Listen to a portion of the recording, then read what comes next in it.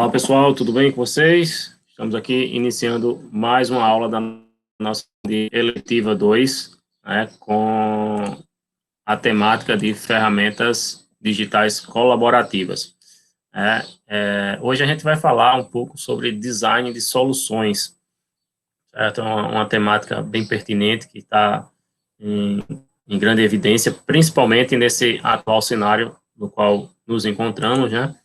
E aí eu vou trazer para vocês aqui algumas dicas, alguns conceitos, né?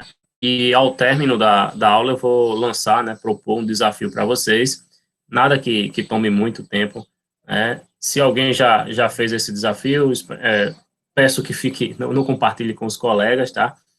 E aí eu vou disponibilizar na verdade, na aula seguinte eu vou trazer a resposta. E aí você pode colocar nos comentários, né, o que foi que você achou, né, como foi que você conseguiu chegar à resposta, ok? Então, iniciando a aula de hoje,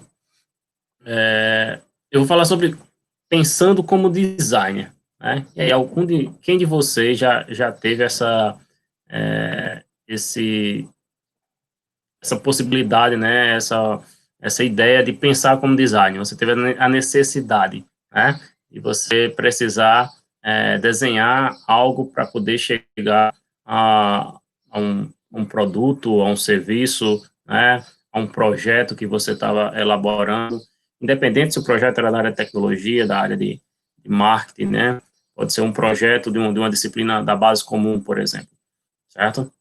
Então, em algum momento, a gente já precisou, né, já teve essa necessidade de pensar com design. E aí, como é que eu faria um determinado produto, ou determinada, um banner, por exemplo, um banner de uma apresentação de um seminário, né? Então, como é que foi? Como é que foi construído esse banner? Foi utilizado um modelo padrão para todas as equipes, ou cada equipe era livre, cada equipe desenvolvia. Então, se a criação era livre, com certeza você vai observar que vai ter os mais variados tipos de projetos, né? No caso de banners. Vai ter aquele mais simples, vai ter aquele um pouco mais avançado, vai ter aquele que vai ficar em cima do muro, né? Nem foi tão simples, nem foi tão avançado. Ou seja, você em algum momento você vai precisar ter esse seu pensamento, esse seu pensamento de design, certo? Então, seguindo aqui, nessa pegada aqui que eu estou mostrando a vocês, a ideia que eu falo sobre pensando como design é que você construa soluções inovadoras, né? Que você traga para a prática, né, soluções que ajudem as pessoas. Pode ser algo que já existe, e aí você vai criar de uma forma diferenciada, ou pode ser algo novo também, né? Então, uma solução inovadora que ajude o cotidiano, ajude o dia a dia das pessoas. Então, essa é a ideia. A ideia do pensamento, né, de você pensar como design, é que você conecte as ideias, né, conecte os interesses das pessoas. Não adianta só você estar interessado, só um grupo específico. Então, alguns vai funcionar com grupos específicos, mas em outros é interessante que seja uma conexão de ambas as partes. Conectar pessoas, em muitos dos casos você vai usar a tecnologia, né, a tecnologia é a grande aliada, principalmente nesse momento atual da gente, e eu tenho que obter resultados, né? O ideal é que eu obtenha resultados positivos, lógico. Nem sempre sai como a gente planejou, né? Às vezes você espera atingir um índice, por exemplo, 100% do seu projeto, mas você não alcança. Aí é onde entra a forma de você trabalhar, né, o redesign, refazer aquele projeto que você executou. Caso ele possa ser executado posteriormente, em outro momento, você vai fazer ajustes para que chegue próximo do esperado por você e toda a sua equipe. E aí vou fazer uma pergunta para vocês. quantas vezes nessa última semana você afirmou, né, você falou para você mesmo que tinha um problema, né? Vários problemas. Eu tenho um problema, eu estou com um assunto atrasado, eu tenho um problema, eu tenho que assistir um determinado conteúdo, eu tenho um problema, sei lá, o computador quebrou, a gente, numa conversa, a gente descobre vários, a gente detecta vários problemas. E aí eu digo para vocês, que tal a gente substituir a palavra problema por, aí vai depender do cenário, por oportunidade ou desafio, né? Então, essa é a dica que eu dou para vocês sempre substituir a palavra problema, né, ou por oportunidade ou por desafio. Por quê? Porque quando você diz para o seu cérebro, né, quando você afirma para você mesmo, eu estou com um problema, então você já cria uma barreira para que esse desafio ele seja solucionado, né? Então, você vai no domingo, no sábado, não sei o que você faz o seu cronograma da semana. Então, ao invés de você colocar problemas a resolver, coloca desafios a resolver, desafios a solucionar, né? Porque aí você vai estar provocando o seu inconsciente, né? Então, eu tenho um desafio, então eu resolvi um desafio. Quando eu digo um problema, é como se eu quisesse subir uma montanha e aí eu não tenho nada, né? Então eu já crio uma barreira para que o problema, né, eu não consigo solucionar. Então, quando eu digo problema, pronto, já crio um bloqueio para mim mesmo. Então, eu tenho um desafio. O meu desafio é preparar, elaborar uma aula, né? Eu tenho o desafio de ministrar uma aula ao vivo para uma turma. Eu tenho o desafio de provocar os alunos a assistirem a minha aula, né? Seja ela gravada, seja ela ao vivo. Eu tenho um desafio que é os alunos não marcam a frequência deles no Classroom. O desafio é fazer com que o Classroom tenha mais acesso dos meus alunos, né? Então, eu não vou dizer, eu tenho o problema é os alunos não acessam, né, o Classroom. Quando eu falo isso, eu já crio um bloqueio, né? E não é que, digamos que é 100%, então isso não vou resolver. Não é, eu não posso afirmar com certeza que não vai ser solucionado, né? Mas é como se eu tiver acrescentasse mais um degrau na minha subida, ou se eu aumentasse o muro, né, que eu preciso pular ele, né? Então, eu acrescento mais dificuldades. Então, a palavra da vez é, ou eu tenho uma oportunidade, ou eu tenho um desafio a resolver, ok? E aí, problemas é igual a oportunidades, né? Eu fico só, esses dias eu estava pensando, né, essa questão do isolamento, né, que a gente está hoje, e que a dificuldade por parte dos alunos, por parte dos professores, né, do mesmo jeito que é um desafio para vocês, é um desafio para... Aí eu fico perguntando, imagina se tudo isso que está acontecendo hoje tivesse ocorrido lá, sei lá, final dos anos 90, início dos anos 2000, que a internet não era popular, os computadores eram populares, né? A internet era restrito a lan houses, e aí, como é que seria isso, né? Como é que seria, alguns alunos reclamam, porque é difícil, porque eu me sinto sobrecarregado, né? Porque N fatores. Imagina se tudo isso não tivesse nada tecnológico, a gente não tivesse o apoio das TICs, né, Tecnologia, Informação e Comunicação, estreitar para reduzir esse caminho, essa distância entre o professor e o aluno e o aluno, né, porque às vezes você precisa fazer uma atividade em equipe, tem um projeto para ser realizado e vocês precisam se comunicarem, né? Então, como é que seria isso, né? Eu me recordo da minha época de ensino médio, onde, vez por outra, existia greve dos professores, né? E não era greve de um dia, de uma semana, era greve de meses. E aí a gente não ficava. Simplesmente a gente tinha que estudar com o que tinha, ou seja, com os livros, né? Então, aí eu mesmo, particularmente, eu estudava por conta própria, mas na época não tinha popularização, não tinha computador, não tinha popularização da internet, não tinha smartphone, certo? Então, era um desafio que tinha. eu tinha, né, na época. E aí, no caso de vocês, hoje vocês, lógico, falar é fácil, né, cada um sabe o que passa, né, onde o sapato aperta, né, mas observem por esse lado, vamos jogar o jogo do contente, né, tá ruim, né, mas veja o que a gente conseguiu, o que a gente tem à disposição, né, e eu trouxe esse exemplo aqui, ó, mas na vida, aparentemente, tudo está bem. Começamos o ano perfeitamente, todos bem, né, todos enturmados, tudo fluindo às mil maravilhas na escola, coisa boa. Até que o inesperado, trouxe aí o exemplo de um lápis que ele quebrou. E aí? Né? E aí vem a importância de você saber como reagir. Como é que eu vou fazer isso? Eu vou descartar o lápis que quebrou? Mas e aí se eu não tiver dinheiro, né, para comprar um novo? E aí eu vou ficar sem escrever? Aí ele mostra aí, transformando o problema em oportunidades, né? Então, antes ele só tinha ponta, né? E agora ele tem três, porque ele fez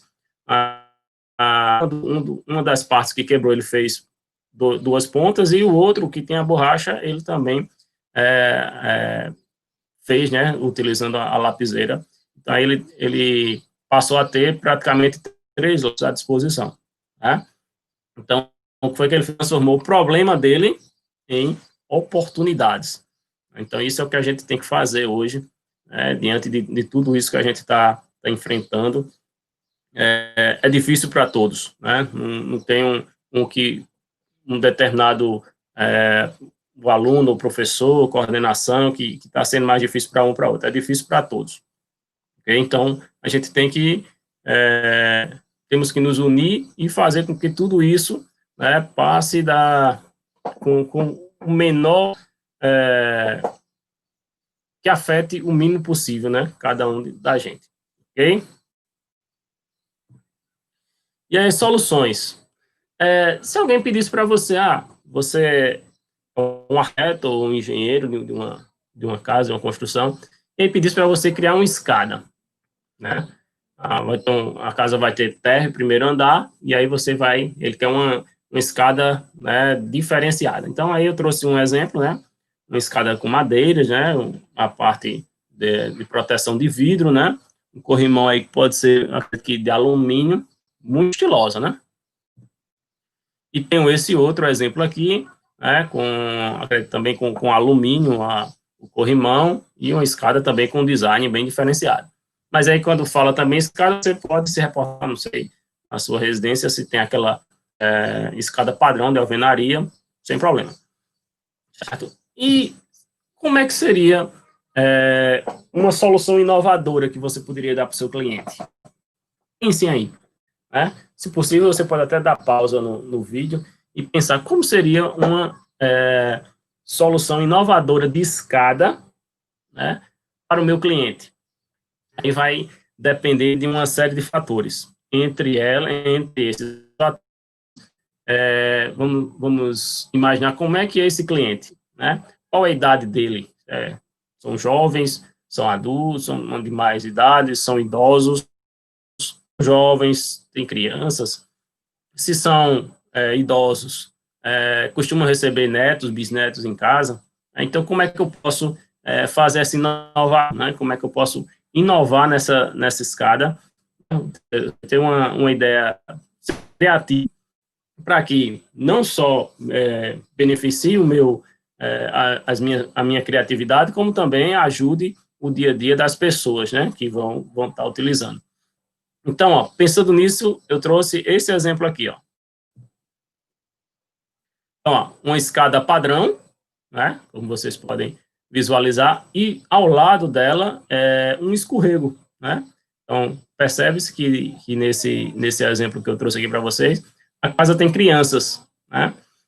E aí um grande problema que acredito que vocês já foram crianças, quem mora em apartamento ou casa que tem escada, vez por outra acontece a criança querer descer de forma rápida, né, correndo, e ela pode se acidentar, né? Questão de energia que a criança tem. Então, nesse exemplo aí, a gente ia estar solucionando, né, de forma inovadora, esse desafio, né? O desafio de que a criança, ao invés de descer correndo, que ela pode tropeçar, pode se machucar, né, ela pode utilizar o escorrego, né, para descer de uma forma inovadora, né, e divertida para ela, né? Então, quando a gente fala na questão do design, é exatamente esse ponto, né? É o seu lado criativo, você aguçar ele, você trabalhar com o seu lado criativo, para que as coisas que até então eram óbvias, pareciam óbvias, de forma mais criativa, certo? Ou seja, a inovação no cotidiano das pessoas. É que eu tenho outro exemplo, ó, de escada, que já tem uma aventura maior, né? A escada, ela faz tem uma volta, né? Que aí faz com que a aventura da criança, ela seja mais desafiadora para ela. Então, outro exemplo de solução inovadora que você pode criar, né? No caso aqui, eu dei o exemplo de uma escada e uma residência que tem dois, né? Tem o térreo e tem o primeiro andar, ok? E aí vem a pergunta, um design, ele é um desenhista, né? Então, não, o professor perguntou se eu sou um designer. Não, mas eu não gosto de desenhar, né? Então, todo designer é um desenhista? Não necessariamente, né? Um design, ele é um desenvolvedor de soluções. Em alguns casos, ele é um desenhista.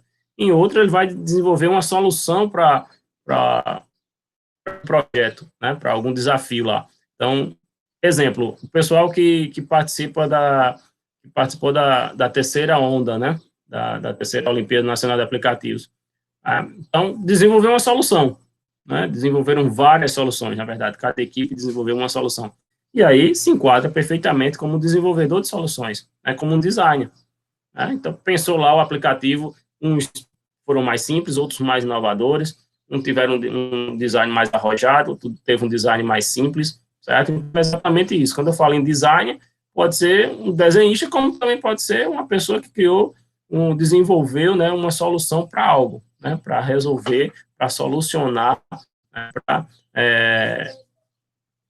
ajudar as pessoas de alguma maneira, ok? Então, design é um desenvolvedor de soluções, né, das mais variadas soluções. E aí o perfil dessas pessoas? Ele possui um jeito próprio de pensar, né? Essa é uma característica. Ele vai além do óbvio, ele não pensa só o óbvio que a gente já de cara, eu lanço um desafio, você já pensa numa coisa que todo mundo vai fazer isso aqui, né? Ele não pensa no simples, né? Ele vai além. Traz sempre soluções criativas, inovadoras, certo? E aí é onde se encaixa também esse termo design thinking, né? Que tem um conjunto de métodos, né? São vários métodos para poder apresentar soluções criativas, para pensar além do óbvio, né? Para possuir esse jeito de pensar próprio dele, né? Buscam sempre a solução dos desafios, né? Então, não é porque tem um desafio, que é o famoso problema, que vai, não, então depois eu faço, depois eu penso, não, vai sempre em busca desses novos desafios. Que funcione da melhor maneira e, se possível, às vezes não é preciso tanta inovação, às vezes uma coisa simples, um botão, um produto simples vai resolver. Em outros, aí entra a questão da inovação, né, da tecnologia em si, certo? Então, vai ter vários perfis. E aí vem os níveis para a solução dos desafios, não são dos problemas, são dos desafios. Então, ó, em 5, são 5, descoberta. Eu tenho um desafio, né? Como é que eu posso abordar ele? Né? Como é que eu posso resolver esse meu desafio? Então, vai ver o que é que está dentro do seu orçamento, o que é que está dentro da sua possibilidade, né? Das suas limitações, que tem que ter, ninguém é ilimitado, né? Então, vai ter, seja a sua equipe, seja um projeto individual, vai ter as limitações da equipe, certo? Então, tem que fazer essas descobertas. Depois vem a interpretação. E aí, eu aprendi alguma coisa, né, com esse desafio, e aí como é que eu posso interpretar esse desafio, certo? Então, essa é o ponto 2, né, o nível 2 da resolução do desafio. Depois vem a criação. Eu vejo uma oportunidade, né? Lembra lá do exemplo do lápis quebrado? Alguns visualizam como um problema, outros visualizam como uma oportunidade. E aí, como é que eu posso criar essa oportunidade? Como é que eu posso desenvolver, né, essa oportunidade, fazer com que o que até então era um problema, né, eu transformei em uma oportunidade para criar outras soluções. Ah, eu tenho uma ideia. E aí? Como é que eu posso concretizá-la? Como é que eu posso colocar em prática? Assim, eu tive uma ideia por ideia, a gente tem várias. A gente senta, conversa, enquanto assiste, enquanto joga uma conversa fora, a gente tem várias ideias. Mas se eu não colocar ela em prática, se eu não colocar ela no papel e executar, ela não vai deixar, ela vai ser sempre uma ideia, certo? Ah, eu experimentei alguma coisa nova. E aí? Será que eu posso aprimorar? Será que ela pode melhorar ou ela chegou ao nível máximo dela? A grande maioria das vezes ela sempre vai poder melhorar, certo? Sempre vai poder chegar mais adiante, ok? Então, é a questão da evolução, né? Quando eu falei que eu tinha uma ideia, eu tenho a parte da experimentação, que é exatamente colocar em prática. Né? Não adianta você ter apenas a ideia, você tem que executar ela, né? Para que essa ideia ela seja compartilhada com várias pessoas, né? E aí elas possa ser desenvolvida, né, com esse grupo, né, com as pessoas envolvidas, e aí você colocar elas, tirar ela do papel e colocar ela na prática, ok? E aí, após você fazer as experimentações, né, executar ela, colocar ela para funcionar, e aí, depois de feito, será que não tem nada que possa melhorar? Às vezes você faz uma receita, né, um bolo, uma torta, e aí você, depois, eu poderia ter adicionado mais recheio, eu poderia ter diminuído mais, ficou muito enjoosa, ou então, bom, então são coisas que você pode melhorar, ok? Então, da próxima vez, você faz esse ajuste para que não fique, no caso do exemplo da torta, a torta ficou muito enjoosa ou não, né? Então, você vai, com o tempo, né, com a prática que você vai fazendo os devidos ajustes. E aí eu vou deixar aqui para vocês um desafio, certo? Eu nem coloquei a resolução do desafio aqui, que foi exatamente para não correr o risco de apertar sem querer no desafio, né, na resolução. E aí, ó, o que é que ele diz aqui, o desafio? Vocês têm esses 9 quadrados, né, 9 pontos. Ó. Você deve ligar os 9 pontos com 4 segmentos de reta unidos consecutivos, passando em cada ponto exatamente uma vez, de modo que nenhum segmento de reta seja traçado 2 vezes. Então, o que é que vocês vão ter que fazer? Vão ter que unir esses 9 pontos, certo? Utilizando apenas 4 retas. Essas retas têm que estar unidas. E essas retas têm que unir os 9 pontos. Ok? Se alguém já fez, beleza. Comenta lá. Na verdade, vocês façam e a partir, sei lá, segunda, terça-feira, vocês começam a comentar no Classroom. Né? Se conseguiu resolver, como foi que você fez. Para que o colega não fique esperando um postar para poder saber a resposta. Certo? Então, eu peço que, na verdade, vamos fazer o seguinte, ninguém posta nada, certo? Ninguém posta como é que conseguindo, como foi que conseguindo. A aula, eu trago a resolução e mostro a forma que você, de imediato, você já pensa, né, e como é que, e qual é a resposta correta, ok?